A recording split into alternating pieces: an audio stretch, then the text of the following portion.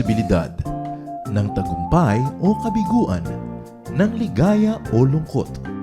Kaya marapat lamang natanggapin si Jesus bilang tagapagligtas at Panginoon. At matapos yun ay panariwain ang katapatan at paglapit sa Kanya bawat araw o day by day. Ang day by day ay naglalayong umalalay sa pang-araw-araw na pamumuhay. Narito po si Kuya Ed Lapis sa mensaheng pinamagatang How to Deal with Bubings.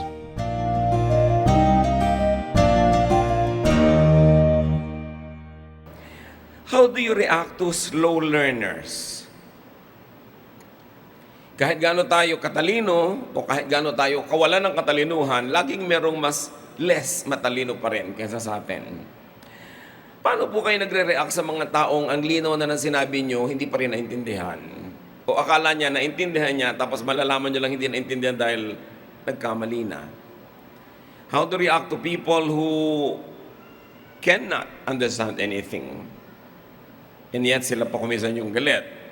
How do you keep repeating, forgiving people who keep repeating the same mistakes? Nagagalit ba kayo? Sinisigawan nyo ba? Iniinsulto nyo ba? Yung mga taong parang less intelligent than you are? How do you comprehend people who cannot comprehend you? At yan po ang ating pag-aaral ngayon, pinamaganda nating HA. Mamaya nang ibig sabihin nun, how to deal with bubings. Kasi marami talagang bubing sa buhay. Pero how do you deal with that? Especially kung ikaw yung bubing. Paano kaya yon? Dear God, thank you that you're intelligent, and we thank you that we can learn something from you every day. Right now, may you bless everyone through wisdom that comes from your word. May your mercies abound in our lives, restore our health, our energy, teach us to submit to your will. And right now, we ask you to be our speaker. Lord, be our speaker. Give us a simple message that will make us better persons. Teach us, Lord, also to be more intelligent so that people will not be impatient with us. May your wisdom abound. Be the speaker, O God. Use your servant only as your instrument. In the name of Jesus, your Son, we pray with thanksgiving. How to deal with bubings. Matthew 15, 10 to 20. I'll be reading from the New International Version. Jesus called the crowd to him and said, "Listen and understand. What goes into a man's mouth does not make him unclean, but what comes out of his mouth, that is what makes him unclean." Then the disciples came to him and asked, "Do you know that the Pharisees were offended when they heard this?" He replied, "Every plant that my heavenly Father has not planted will be pulled up by the roots. Leave them. They are blind guides. If a blind man leads a blind man, both will fall into a pit." Peter said, "Explain the parable to us." Then Jesus answers in verse 16, "Are you still so dull?" Jesus asked them, "Don't you see that whatever enters the mouth goes into the stomach, then out of the body? But the things that come out of the mouth come from the heart, and these make a man unclean. For out of the heart come evil thoughts, murder, adultery, sexual immorality, theft, false testimony, slander. These are what make a man unclean, but eating with unwashed hands does not make him unclean." So diyan ang galing yung title natin sa Lord na sinabi ni Lord na kay Peter, "Are you still so dull?" Paano nyo tatagalogin yun? Many Christians feel offended with the word bubing, but the word exists because the idea exists. And there are some people, by the standards of others, to be less than intelligent as they should. Now, our lesson now is not about dietary laws. It's not about teachings of Jesus on what is unclean. Our lesson today is how to deal with the dull, those who do not and cannot understand, that we lovingly and jokingly call bubing. How do you deal with that? And I want you to think of people now that you consider to be less intelligent than you. Siguro mga tao lagi nyo napapagalitan, nasisinghalan nyo dahil hindi ka naintindihan, etc., etc. No one, you understand those who lack understanding.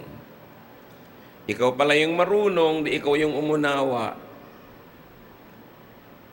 So you understand, you do the understanding.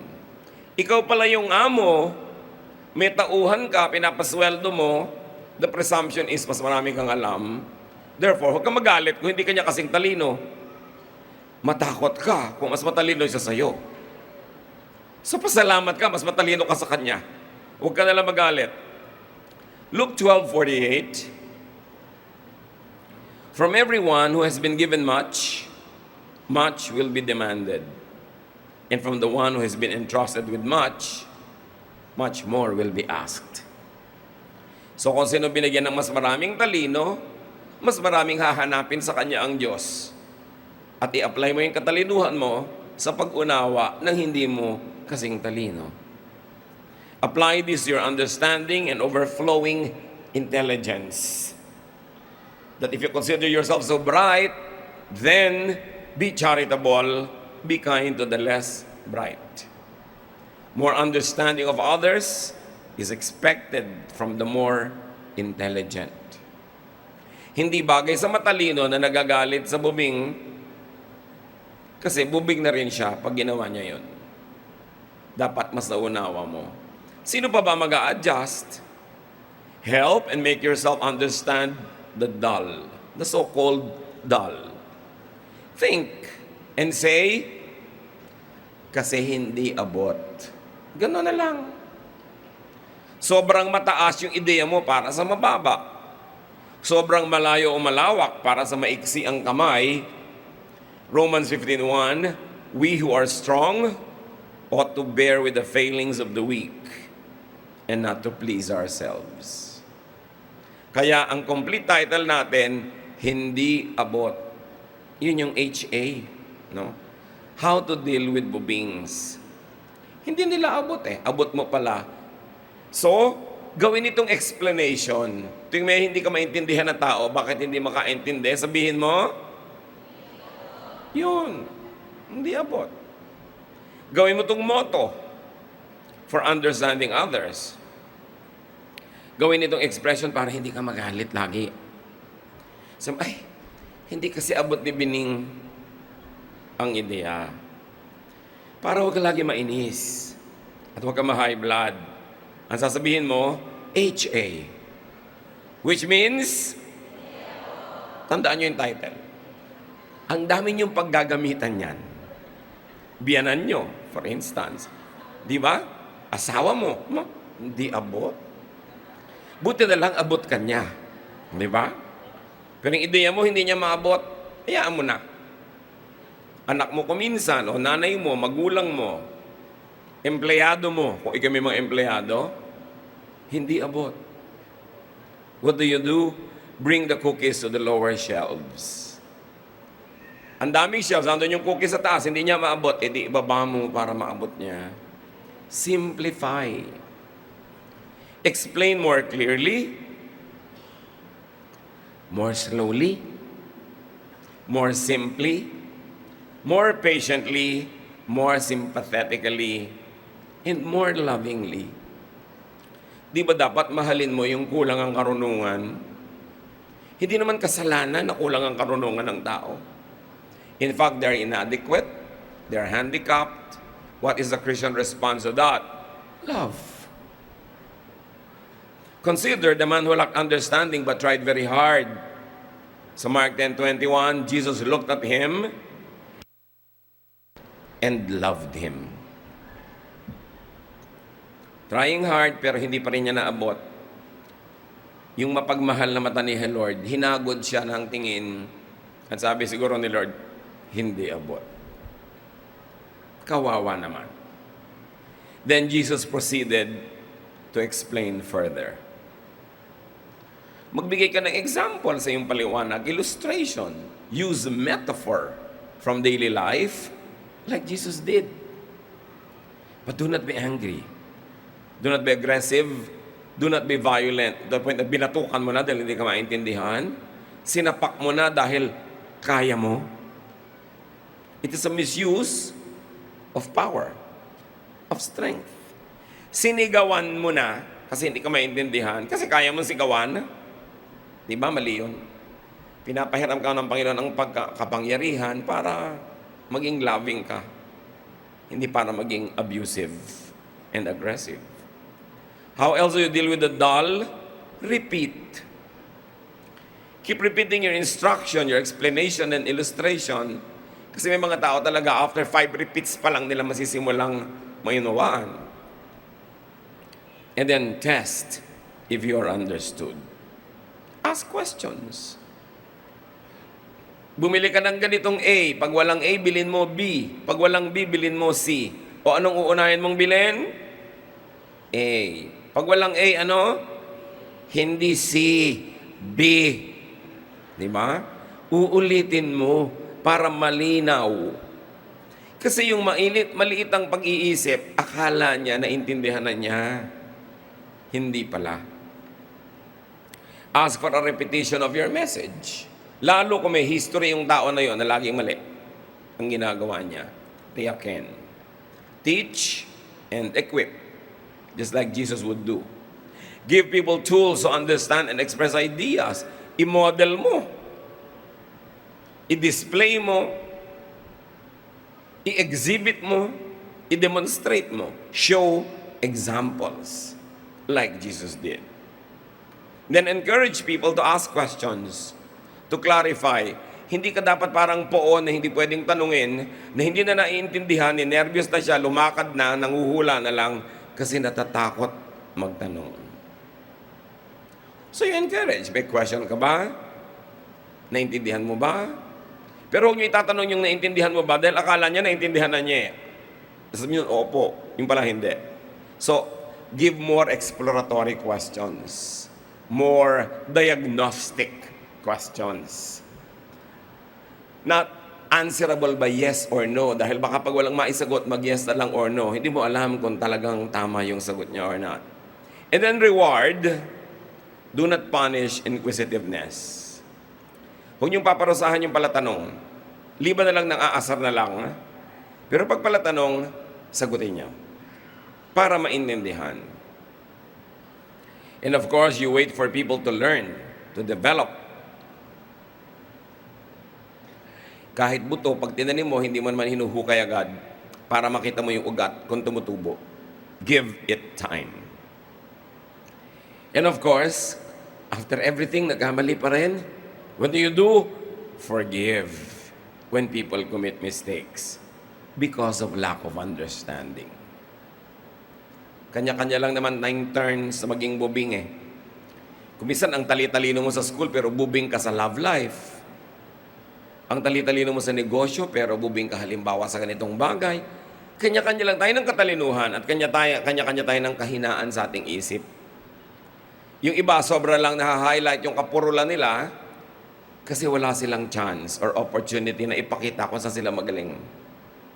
Buong kalupitan na silang na-assign ng buhay sa isang lugar na hindi na nila maipakita yung ningning nila dahil nadaganan na sila ng nadaganan at natapakan doon. But everybody is bright. Why? Because God gives everybody spiritual gifts. Yung iba, wala lang chance. So kung meron kayong opportunity na palagay kayo sa trabaho, sa role, sa lugar na yung galing nyo ang lumalabas, pasalamat kayo sa Diyos. Yung iba, hindi lang nagkakaroon ng ganung pagkakataon. Ignorance, even dullness, is not even a sin. So hindi dapat ikagalit yan. So sa mga dull, mapupurol mga bubing na laging napapagalitan, namumultahan, nasa salary deduction, napaparusahan, anong gagawin nyo? Huwag kayong magalit. Mag-aral. Makinig ng mabuti. Magtanong. Huwag akalaing alam mo o naintindihan mo na. Lalo 3 beses ka nang napapagalitan, makahalata ka. Siguro akala ko lang, alam ko na, pero hindi pala. Ba't ako napapagalitan? So, imbes magalit ka sa nagagalit sa'yo, ba't di mo lang ituwid yung mali mo? Why don't you learn? Alam nyo, meron tayong isa ring masamang bisyo. Nagagalit tayo sa nagtutuwid sa atin. Samantalang dapat magbayad tayo. Pero matuturuan ka ng libre. Ang mga magagaling binabayaran para magturo. Tapos tinuturuan ka, magagalit ka. Kahit kung mapagalitan, kumali ka naman talaga Kung yan ang mga kailangan para ka magising at matuto, learn. Huwag niyong pe-personalin pag mali kayo at napagalitan kayo. Sabihin niyo, pag napagalitan kayo, di ba pag hindi makaintindi, ano sasabihin niyo? Hindi abot. Pag ikaw ang napagalitan, dahil hindi mo abot, ano sasabihin mo? Dapat lang. Huwag ka magalit, nagkamali ka Lalo merong nabasag, may nasira, may nawasak, may magiging gastos, may nahirapan, may napahamak. Kung may namatay pa, sasabihin mo, dapat lang akong pagalitan kasi mali. And then, learn. Walang mararating yung mga taong proud na lagi nagagalit pag napapagalitan din. Nagdadabog. Magiging bayolente. Kumisan may mga tauhan ka, napagalitan mo, may pagtulog ka, sinaksak ka pa. Hindi ganun. Dahil sa mga, bakit ako pinagalitan? Mahirap yatang magalit. Mahirap sumigaw. Mahirap, nakakapagod magalit. So, ba't siya nagpagod para ako pagalitan? Siguro naman dahil may mali ako. Dahil ba't siya magpapagod ng walang dahilan? Baguhin po natin yung attitude natin. At kung hindi talaga naintindihan, huwag magkunwaring nalinawan mo. Hindi nakakaya magtanong, hindi ko po naintindihan, pakiulit po. Pwede po ba French? Kasi hindi mo yan maintindihan, Tagalog, o Cebuano. Ipaliwanag sa'yo. So, sa mga laging napapagalitan, anong dapat niyong gawin? Patawarin ng mga sobrang matalino. Hindi lang yung matalino ang nagpapatawad. Yun ding napapagalitan.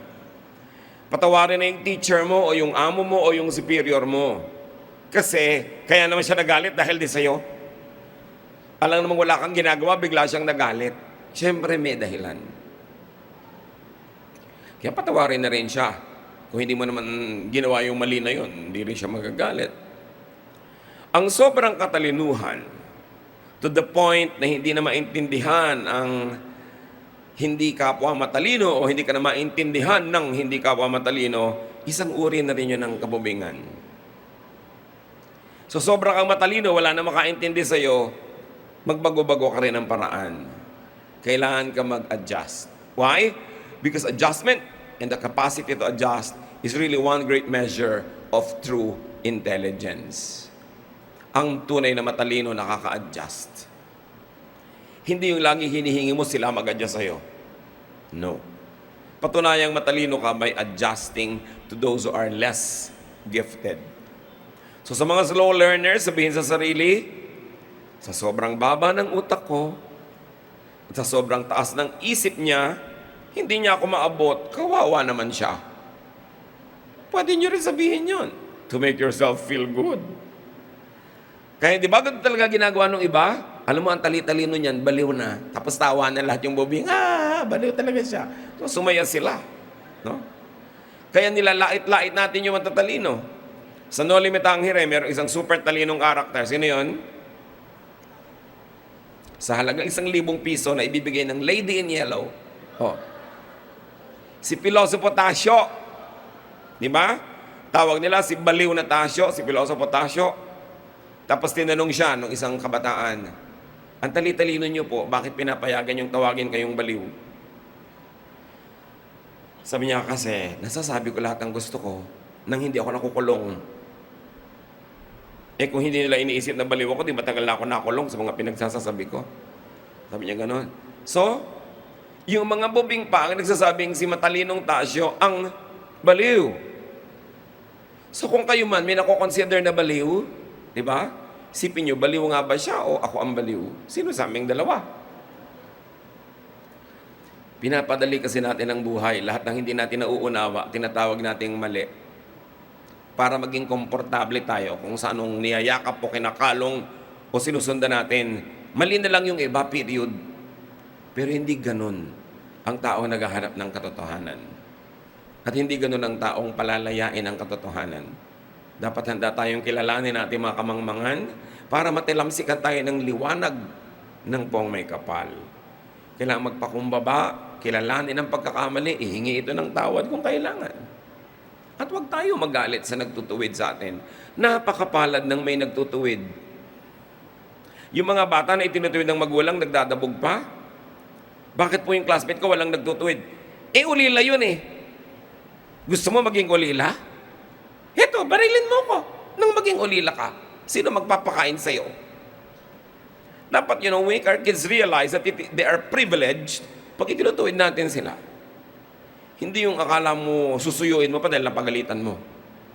But of course, kung lumabis ka kasi sa galit mo, eto na tuloy, ikaw pang nanunuyo sa ending. Samantalang tama ka naman magalit, mali lang yung pagdadala mo ng galit mo. Mukha na tuloy ikaw yung masama. Kaya dapat kinokontrol talaga yung emosyon. Kaya sa mga bubing, sabihin nyo sa matatalino, pinapatawad na kita. Di ba? Ang tali-talino mo, hindi ka bagay dito sa mundo. So pag hindi abot ng kapwa ang abot mo, sa halip na mainis, pasalamat. Dahil mas blessed ka. Bili mo na aabot mo hindi abot ng iba, pasalamat ka, huwag maging mayabang. In fact, abutin mo para sa kanila.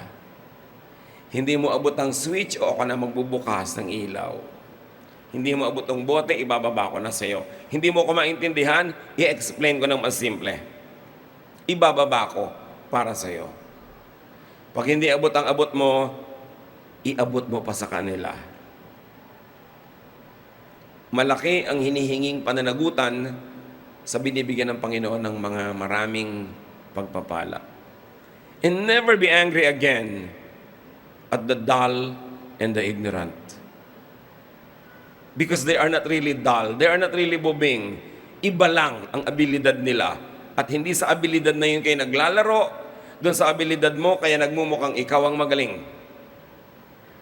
Pero subukan mo to play in the field of this other person.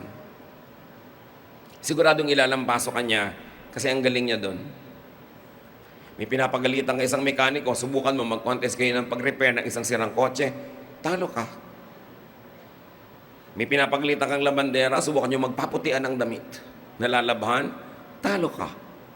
Kanya-kanya ng galing eh. So, pasalamat tayo dahil magaling tayo. Lalong-lalo ko yung galing natin ang sineselebrate nung occasion, nung environment, o nung society. Because in many other occasions, some people are not able to celebrate what is good and perfect in them because they have no chance. Be kind. Isipin mo na lang, pagka dull and ignorant, ano sasabihin natin? Hindi abot. Yun na lang. Kung meron lang kayong matatanda na dalawang words sa fellowship natin ngayon, yun ay praise God. Hindi abot nga. Okay? So, kabubingan ang magalit sa mga bubing. Ibig sabihin lang, mal-adjusted ka. Hindi mo sila inaabot at nagiging makasarili ka sa iyong karunungan. I want you to bow before the Lord and close your eyes. Panginoon, turuan niyo po kami na ituwid ang aming mga ugali, na huwag kami magalit sa mga nagtutuwid sa amin. Sa halip doon, maging mapagpakumbaba kami at mapagpatawad. Turuan niyo rin po kami, Panginoon, unawain yung mga tao hindi masyadong sanay, hindi masyadong hasa. Sa mga area na strong kami at akala namin dapat lahat na lang ng tao understood na magaling sa area na yun. Salamat po sa karunungan na binibigay niyo sa amin. Salamat sa sharpness that many of us enjoy in various fields. But teach us to be sensitive to those who are less sharp. To those whose talents are not celebrated by this world. To those whose talents are not paid well, but they are talented nevertheless. And teach us, Lord, to be just, to be kind, to be good. At sa susunod na kami matutuksong magalit, unawain na lang namin, hindi abot. At ang aming sisihin ay aming sarili na hindi namin naipaliwanag ng mabuti. Ang aming sisihin ay aming pamamaraan ng pagtuturo na maaring kulang. At turuan niyo kami, Panginoon, na lalong maging mapagkupkop mapagmahal doon sa mga hindi masyadong gifted. Father, we commit to you ourselves. Forgive us for the abuses we have heaped on others. And teach us to be more loving, more kind, more open. Pagbulay-bulayan natin sumandali habang patuloy tayong nakayuko sa presensya ng Diyos kung ano ang kahulugan ng maikling mensahe na ito sa inyong personal na buhay.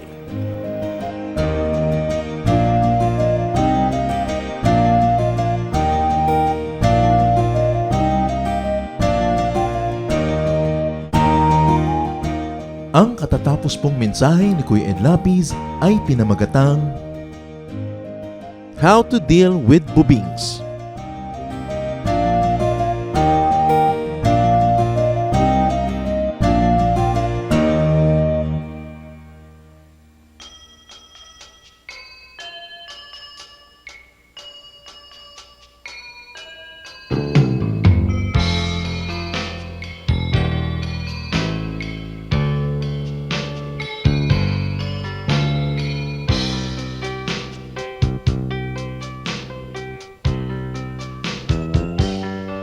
Nais kong mamasdan ang ngiti sa bawat labi, kagalakan ay maghari kailanman. Nais kong marinig itong awit ng pag-ibig, kabutihan at kapayapaan man. Nang matutunan kong pigilin ang sarili kong minsan, puso ay bigyan ng kahinahunan. Ang katapatan ko nawa sa'yo'y hindi mahihimlay, mapagtigis na puso, kabaitan ng taglay. Bunga ng Espiritu, mayroon ka ba sa buhay mo?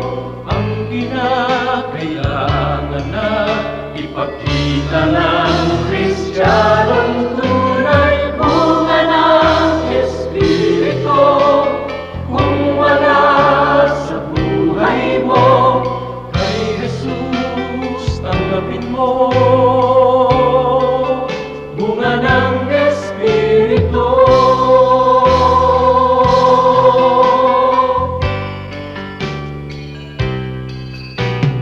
Kay Jesus tanggapin mo.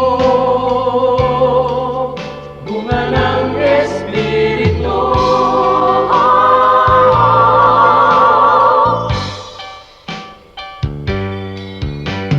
Bunga ng Espiritu, mayroon ka ba sa buhay mo?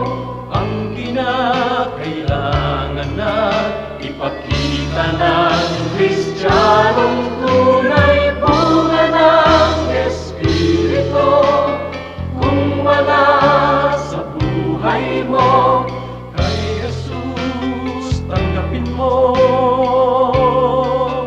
Bunga ng Espiritu.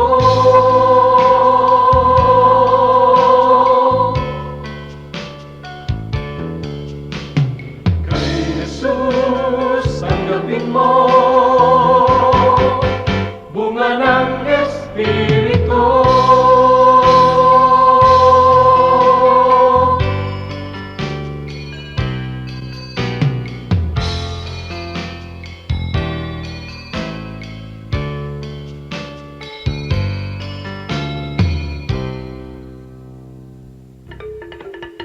Dumako po tayo sa mga hiyas ng bayan, mga kayamanan po ng ating lahi, ng ating lipi, na maaari nating pagyamanin, kilalanin, at itampok. At ito po ay atin ding ipamana sa mga darating pang henerasyon. Ang atin po ngayong itatampok na hiyas ng bayan ay ang ating mga kasabihan. Marami po tayong magagandang mga kasabihan. At bakit po kayamanan ng bayan ang mga kasabihan? sapagkat ito po ay mga karunungan na naipon, sinala, niliglig, binuo ng panahon. Sa tagal ng ating mga karanasan bilang isang bayan, bilang mga mamamayan, bilang tao, ang ating po mga ninuno ay nakabuo ng mga salawikain na nakabase sa mga mahahaba, matatagal at malalalim na mga karanasan. Kaya dapat lamang namang pahalagahan ang mga kasabihang ito sapagkat hindi naman tayo basta-basta makakaimbento ng kasabihan sa loob ng isang araw o isang linggong karanasan. Kailangan po ang mahabang pag-oobserba sa buhay, pagdidili-dili, at pagkatapos po ay pagbubukas ng isip. Ang atin pong kasabihan na itatampok sa araw na ito ay galing sa Katagalugan, ang kahoy na likot baluktot, hutukin hanggang malambot. Kung lumaki at tumayog, mahirap na ang paghutok. Talaga nga naman po, tamang-tama. At ito po ay galing sa UP Cultural Dictionary for Filipinos ni Thelma B. Quintanar at mga kasama. Uulitin ko po ang kasabihang ito. Ang kahoy na likot baluktot, hutukin hanggang malambot. Kung lumaki at tumayog, mahirap na ang paghutok. At siyempre, ito po ay hindi naman talaga tungkol sa mga kahoy ang pinag-uusapan. Bagamat napakaganda po nung nakikita natin dito na imagery. Yung kahoy nga naman na puno habang maliit pa lang at malambot pa ang mga sanga at malambot pa ang katawan at medyo likuyan o baluktot o kung saan-saan pumupunta kayang-kaya pa nating hutukin, lagyan ng suhay at iurong dito o kaya ay patigasin sa ganong patungong direksyon. Subalit kung yan ay malaking-malaki na at punong-puno na, hindi na natin yan pwedeng maiba dahil matigas na at mataas na, baka hindi pa natin maabot. At ito po naman siyempre yung metaphor na ito ay may kinalaman sa pagpapalaki ng mga bata, sa paghubog ng kaisipan, sa paghubog ng mga paniniwala at mga pagpapahalaga. Napakahalaga ang pagtuturo sa bata ng mga konsepto ng tama at mali, ng maganda at ng mga hindi maganda, habang ang tao ay bata pa, habang ang kanyang isip ay mura pa, at habang siya ay masunurin pa, habang siya ay dependent pa at umaasa pa sa kanyang mga magulang o sa mga matatanda, habang siya ay teachable and impressionable, ay kailangan na dumating tayo sa talagang masusi at seryosong pagtuturo. Napakahalaga na turuan ng mga bata sa tamang panahon. Huwag po nating ipaurong-urong ang pagtuturo sa mga bata. Pag may mga itinatanong, huwag natin sabihin, bata ka pa, hindi mo pa malalaman yan, saka na, pagtanda mo na. O kaya, ano ba, kabata-bata mo, ang dami mong tanong, malalaman mo rin yan pagtanda mo. Kailangan po maingat tayo sa pagsagot sa mga tanong, ibigay po natin ang mga sagot na tumpak at tama, at itrato natin ang mga bata na parang matanda kung ating kausap, igalang din natin sila, at bigyan natin ng mga tamang paliwanag. Tandaan po natin ang pagbabantay, ang pagtuturo, ang paghuhutok sa mga mumunting mga bata. Yan po ay magkakaroon ng panghabang buhay na epekto sa kanilang buhay. Kaya isa pong mahalaga na paalala rin sa ating mga magulang, bigyan natin ng oras ang ating mga anak, bigyan natin ng panahon na mahutok yan sa tama, sapagkat kapag malaki na, mahirap na po yan na ibahin pa. Kaya ilapit natin sa Panginoon habang maaga, palakihin natin ang may takot sa Diyos, palakihin natin na kasama ay mga mananampalataya, nadidinig ang salita ng Diyos, mga Kristiyanong awitin, at nang sa gayon, ang batang ito ay lumaking nasa tamang direksyon. Sabi rin po yan sa Bible, train up a child in the way he should go, and when he is old, he will not depart from it. Meron po tayong equivalent niyan sa ating pong kultura, sa ating mga kasabihan. At yan po ang hiyas ng ating bayan ngayon, kasabihang, ang kahoy na likot baluktot, hutukin hanggang malambot, kung lumaki at tumayog, mahirap na ang paghutok.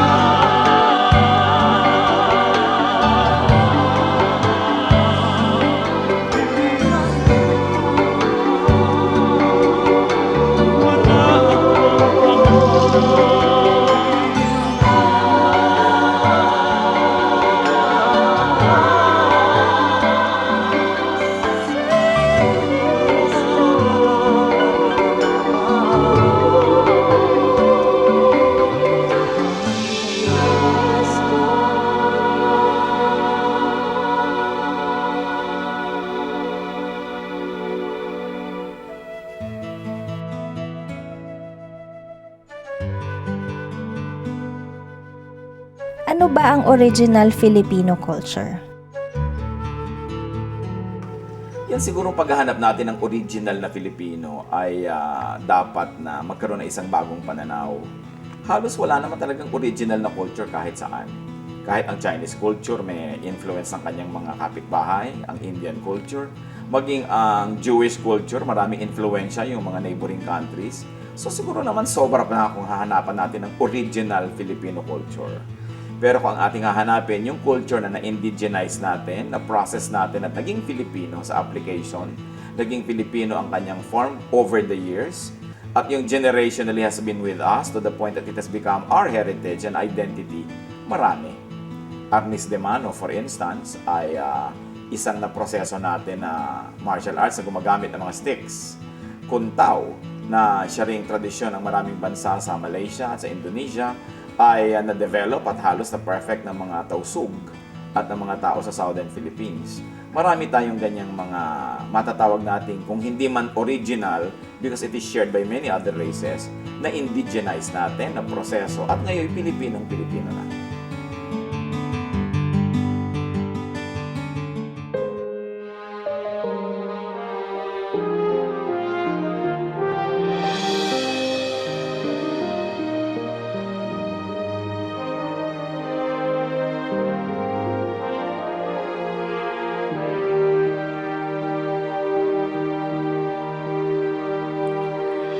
Di may hahambing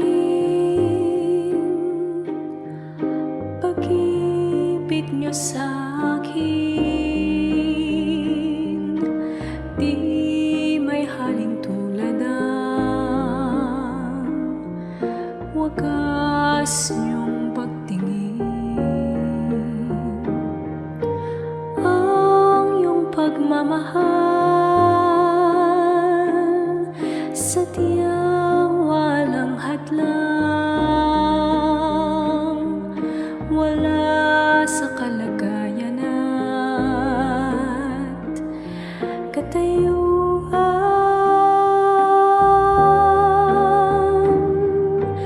Hawak niyo aking kamay sa tuwing nanananglahay at sa tuwing magkamali. Walang hanggang pagpapatawad niyo sa'kin.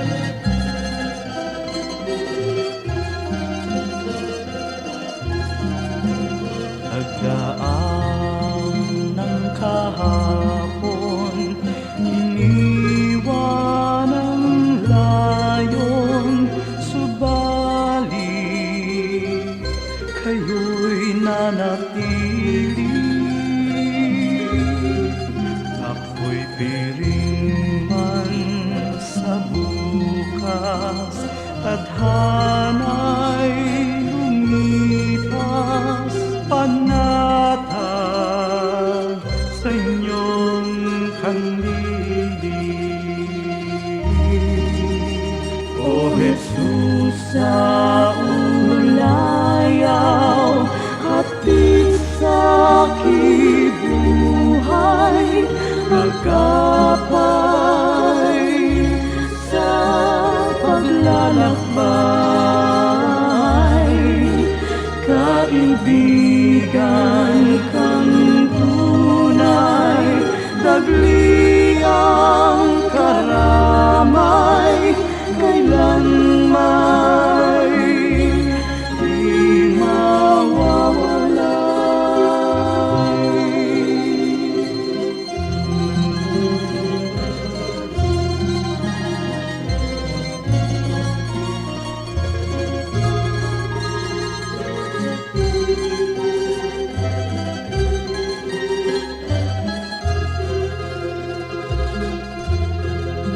sa tamis ng iyong hiya, masakit at hirap, sadyang hindi mananaig. O Jesus, kaulayaw, gawin pang malinaw sa akin ang iyong pag-ibig. O Jesus, sa ulayaw, hatid sa kibuhay, agapay sa paglalakbay. Kaibigan kang tunay, dagli ang karamay, kailanman di mawawala.